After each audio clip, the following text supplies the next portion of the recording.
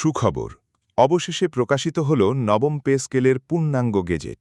পেনশনারদের জন্য থাকছে বাড়তি সুবিধা। আরও বিস্তারিত থাকছে পুরো ভিডিওতে। আসসালামু আলাইকুম। আপনি যদি একজন সরকারি চাকরিজীবী হয়ে থাকেন, তাহলে নবম পে স্কেলের আপডেট সবার আগে পেতে আমাদের এই চ্যানেলটি সাবস্ক্রাইব করে ভিডিওতে লাইক করে দিন। আজকের এই ঘোষণাটি সরকারি চাকরিজীবী ও পেনশনারদের জন্য নিঃসন্দেহে একটি বড় স্বস্তির বার্তা। দীর্ঘদিন ধরে যে বিষয়টি নিয়ে আলোচনা, জল্পনা আর অপেক্ষা চলছিল, সেই বিষয়টি নিয়ে আজ অবশেষে একটি স্পষ্ট অবস্থান সামনে এসেছে। জরুরি বৈঠক শেষে প্রধান উপদেষ্টা বিষয়টি নিয়ে পরিষ্কারভাবে কথা বলেছেন, যা লাখো মানুষের প্রত্যাশার সঙ্গে সরাসরি জড়িত।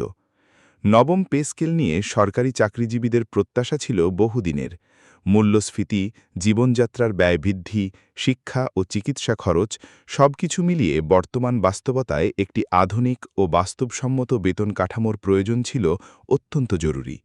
সেই প্রয়োজনের কথা মাথায় রেখেই সরকার এই সিদ্ধান্তের পথে এগিয়েছে বলে মন্তব্য করেন প্রধান উপদেষ্টা। এই প্রক্রিয়ার মধ্যে দিয়ে পরিষ্কার হয়ে গেছে যে নবম পে স্কেল আর কেবল আলোচনার পর্যায়ে নেই, এটি বাস্তবায়নের দিকেই এগোচ্ছে। নতুন বেতন কাঠামো কার্যকর হলে সরকারি কর্মকর্তা-কর্মচারীদের আর্থিক নিরাপত্তা আরও শক্তিশালী হবে এবং তাদের মাসিক আয়ে যে পরিবর্তন আসবে তা সরাসরি প্রভাব ফেলবে পরিবারের জীবনমানের ওপর। এই পর্যায়ে এসে সরকার একটি গুরুত্বপূর্ণ প্রশাসনিক পদক্ষেপ গ্রহণ করেছে। জরুরি বৈঠক শেষে প্রধান উপদেষ্টা আনুষ্ঠানিকভাবে জানিয়েছেন, নবম পে স্কেলের গেজেট প্রকাশ পেয়েছে। এই ঘোষণার মাধ্যমে দীর্ঘদিনের অনিশ্চয়তার অবসান ঘটেছে এবং বিষয়টি এখন পুরোপুরি প্রাতিষ্ঠানিক রূপ পেয়েছে।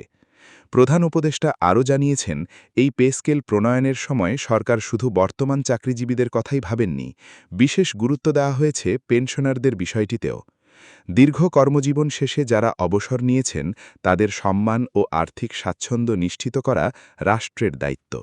সেই দায়িত্ববোধ থেকেই নবম পে স্কেলে পেনশনারদের জন্য বাড়তি সুবিধা রাখা হয়েছে। পেনশনারদের ক্ষেত্রে সবচেয়ে বড় যে পরিবর্তনটি আসছে তা হল পেনশন কাঠামোর পুনর্বিন্যাস। নতুন স্কেলে পেনশনের পরিমাণ আরও বাস্তবসম্মতভাবে নির্ধারণ করা হয়েছে, যাতে অবসরপ্রাপ্ত কর্মচারীরা বর্তমান বাজার দরের সঙ্গে তাল মিলিয়ে চলতে পারেন। এতে তাদের চিকিৎসা ব্যয়, পারিবারিক প্রয়োজন ও দৈনন্দিন খরচ মেটানো তুলনামূলকভাবে সহজ হবে। এই সিদ্ধান্ত শুধু আর্থিক দিক থেকেই গুরুত্বপূর্ণ নয়, এটি মানসিক দিক থেকেও একটি বড় স্বস্তি। দীর্ঘদিন চাকরি করে রাষ্ট্রের সেবা দেওয়া মানুষগুলো যেন অবসরের পর নিজেকে অবহেলিত মনে না করেন, এই বার্তাটাই নবম পে স্কেলের মাধ্যমে স্পষ্টভাবে দেওয়া হয়েছে। নবম পে স্কেলের আরেকটি গুরুত্বপূর্ণ দিক হল গ্রেড ভিত্তিক বেতন কাঠামোর হালনাগাদ। বর্তমান সময়ের বাস্তবতা অনুযায়ী বিভিন্ন গ্রেডের মধ্যে যে ব্যবধান প্রয়োজন ছিল তা নতুন করে সমন্বয় করা হয়েছে। এতে দায়িত্ব ও অভিজ্ঞতার সঙ্গে বেতনের সামঞ্জস্য আরও স্পষ্ট হবে। সরকার মনে করছে, এই নতুন বেতন কাঠামো কার্যকর হলে সরকারি চাকরিতে কর্মস্পৃহা বাড়বে। তরুণ প্রজন্মের কাছে সরকারি চাকরি আরও আকর্ষণীয় হয়ে উঠবে, যা ভবিষ্যতে দক্ষ ও মেধাবী জনবল গঠনে সহায়ক হবে। প্রধান উপদেষ্টা তার বক্তব্যে উল্লেখ করেন, নবম পে স্কেল বাস্তবায়নের মাধ্যমে প্রশাসনিক স্বচ্ছতা ও শৃঙ্খলা আরও জোরদার হবে। কর্মচারীরা যখন আর্থিকভাবে স্বস্তিতে থাকবেন, তখন তাদের কাজের প্রতি মনোযোগ ও দায়বদ্ধতাও বাড়বে। এর সরাসরি সুফল পাবেন সাধারণ মানুষ। এই গেজেট প্রকাশের খবরে ইতোমধ্যেই বিভিন্ন দপ্তরে আলোচনা শুরু হয়েছে। অনেকেই হিসাব করছেন, নতুন স্কেলে তাদের বেতন ও ভাতা কিভাবে পরিবর্তিত হবে।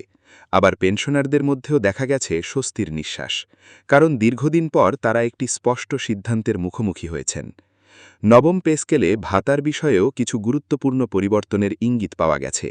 বাড়ি ভাড়া, চিকিৎসা, যাতায়াত সহ বিভিন্ন ভাতার ক্ষেত্রে বাস্তবমুখী সমন্বয় করা হয়েছে, যাতে কর্মচারীদের প্রকৃত প্রয়োজন প্রতিফলিত হয়। সরকারি সূত্রগুলো বলছে, এই বেতন কাঠামো প্রণয়নের সময় বিভিন্ন স্তরের কর্মকর্তা-কর্মচারীদের মতামত বিবেচনায় নেওয়া হয়েছে। আর্থিক সক্ষমতা ও ভবিষ্যৎ পরিকল্পনার মধ্যে ভারসাম্য রেখেই এই সিদ্ধান্ত চূড়ান্ত করা হয়েছে।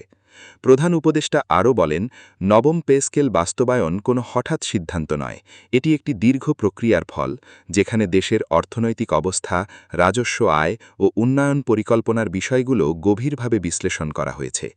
এই সিদ্ধান্তের ফলে দেশের সামগ্রিক অর্থনীতিতেও ইতিবাচক প্রভাব পড়বে বলে আশা করা হচ্ছে। সরকারি চাকরিজীবীদের হাতে বাড়তি অর্থ গেলে বাজারে ক্রয় ক্ষমতা বাড়বে, যা ব্যবসা-বাণিজ্য ও সেবা খাতে গতি আনতে সহায়তা করবে। পেনশনারদের বাড়তি সুবিধার বিষয়টি সামাজিক নিরাপত্তার ক্ষেত্রেও একটি গুরুত্বপূর্ণ পদক্ষেপ। বয়স্ক জনগোষ্ঠীর জীবনমান উন্নত করা যে কোনো রাষ্ট্রের জন্য একটি বড় চ্যালেঞ্জ, আর নবম পে স্কেলের মাধ্যমে সরকার সেই চ্যালেঞ্জ মোকাবেলার পথে এক ধাপ এগিয়েছে। অনেকে বলছেন এই সিদ্ধান্ত শুধু একটি প্রশাসনিক ঘোষণা নয়, এটি একটি আস্থার প্রতীক। সরকারের প্রতি কর্মচারী ও পেনশনারদের যে বিশ্বাস, এই সিদ্ধান্ত সেই বিশ্বাসকে আরও দৃঢ় করবে। নবম পে স্কেল কার্যকর হওয়ার মাধ্যমে প্রশাসনিক কাঠামো আরও শক্তিশালী হবে বলে মনে করছেন সংশ্লিষ্টরা, কারণ সন্তুষ্ট কর্মীই পারে একটি কার্যকর প্রশাসন গড়ে তুলতে। এই সিদ্ধান্তের আরেকটি গুরুত্বপূর্ণ দিক হল ভবিষ্যতের নিশ্চয়তা। নবম পে স্কেল শুধু আজকের প্রয়োজন মেটানোর জন্য নয়, আগামী দিনের বাস্তবতাকেও মাথায় রেখে তৈরি করা হয়েছে। সরকার মনে করছে, একটি স্থায়ী বেতন কাঠামো থাকলে কর্মচারীরা দীর্ঘমেয়াদে আর্থিক নিরাপত্তা অনুভব করবেন, যা তাদের ব্যক্তিগত ও পারিবারিক পরিকল্পনায় ইতিবাচক প্রভাব ফেলবে। অনেক কর্মকর্তা-কর্মচারী মনে করছেন, এই সিদ্ধান্ত তাদের দীর্ঘদিনের হতাশা অনেকটাই দূর করবে, কারণ একটি রাষ্ট্র যখন তার কর্মীদের ন্যায্য অধিকার ও মর্যাদার কথা গুরুত্ব দিয়ে বিবেচনা করে, তখন সেটি শুধু অর্থনৈতিক লাভ নয়, আত্মসম্মানের জায়গাটাকেও শক্ত করে। নবম পে স্কেল বাস্তবায়নের ফলে সরকারি দপ্তরগুলোর কাজের পরিবেশেও পরিবর্তন আসবে বলে আশা করা হচ্ছে। আর্থিক দুশ্চিন্তা কমলে কর্মচারীরা কাজের প্রতি আরও মনোযোগী হতে পারবেন। এর ফলে সেবা প্রদানের মান বাড়বে এবং সাধারণ জনগণ